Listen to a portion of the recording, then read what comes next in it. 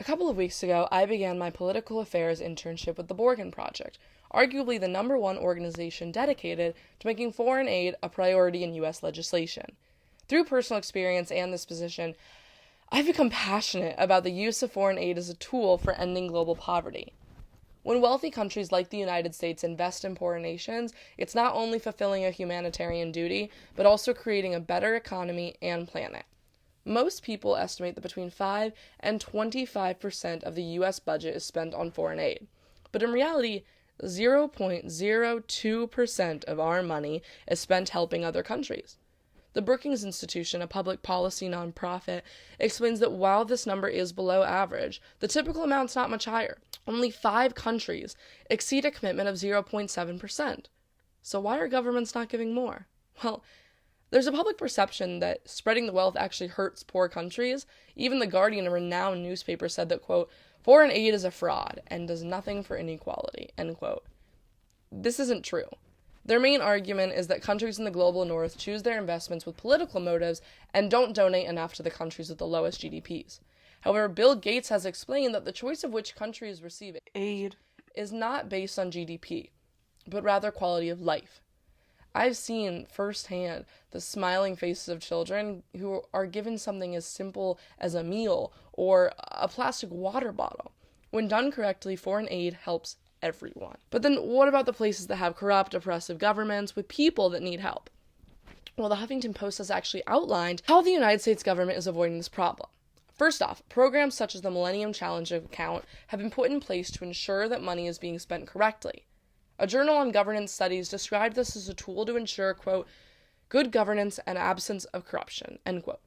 Secondly, a lot of foreign aid is given not directly in dollars, but rather in the form of helpful resources which criminals have little desire to steal.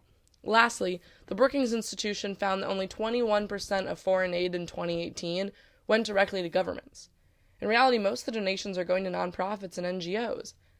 I use the word donation, but that's not really an accurate description. Foreign aid benefits both sides. The Borgen Project's research shows that foreign aid improves the giving country's economy and national security. The former Secretary of Defense, Chuck Hagel, said, quote, we need to stop viewing it as aid. It's an investment, end quote. Forbes magazine insists that investing in poor countries has the potential to bring a return of up to $5 trillion. Countries in the global south, if able to work their way out of poverty, introduce a whole new group of consumers to the worldwide economy. Furthermore, countries end up saving money because their military budget is less exhausted by increasing foreign aid. Senator Lindsey Graham said, quote, the worst nightmare for Al-Qaeda is to come into a community that feels supported and has hope, end quote. Countries that are underfunded are more easily taken over by terrorist organizations. The Borgen Project has discovered that the most dangerous and violent nations in the world are also among the poorest. Investing in foreign aid benefits wealthy countries in the long run by creating allies, consumers, and war-free areas. My internship with the Borgen Project has been the result of years of activism and interest in social justice issues. So when I had to choose which topic to discuss, I struggled.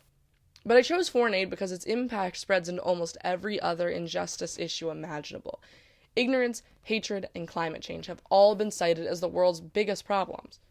Well, believe it or not, foreign aid can improve all of these.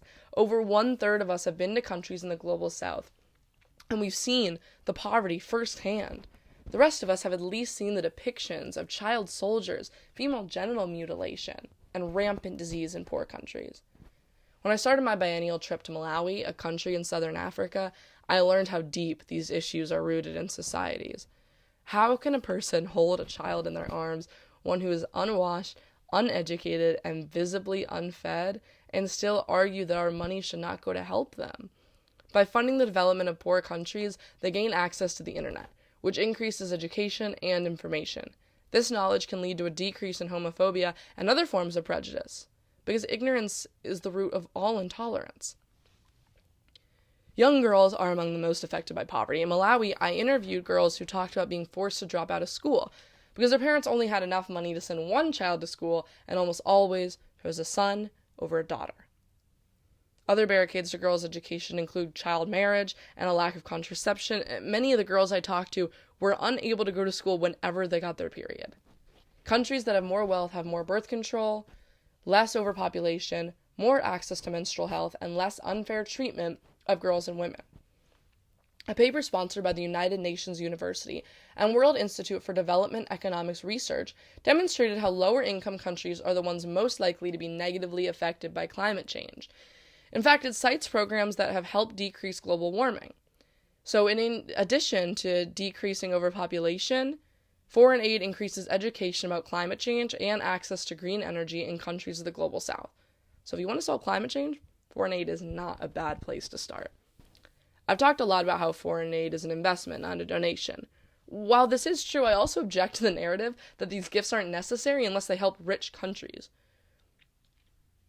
We should help starving and impoverished people because it's the right thing to do. Yes, we have poverty in wealthy nations, and it's a real problem, but the money that helps its citizens comes from a different department than the funds for foreign aid.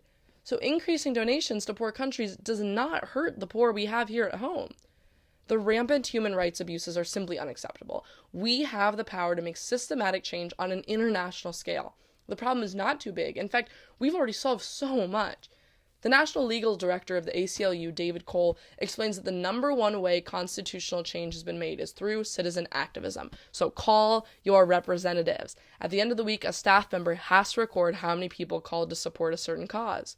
The people who don't want change are the ones telling you that change is impossible. But we know better. If you're not a U.S. citizen, you also still have the power to spread truth, protest injustice, and fight for an increase in foreign aid in your own country. Senator Patrick Leahy said, "Relations between the United States and other countries and our role as a global leader are advanced by our willingness to help other countries in need." End quote. In other words, foreign aid is not only what is smart, it is what is right and what is necessary. Thank you.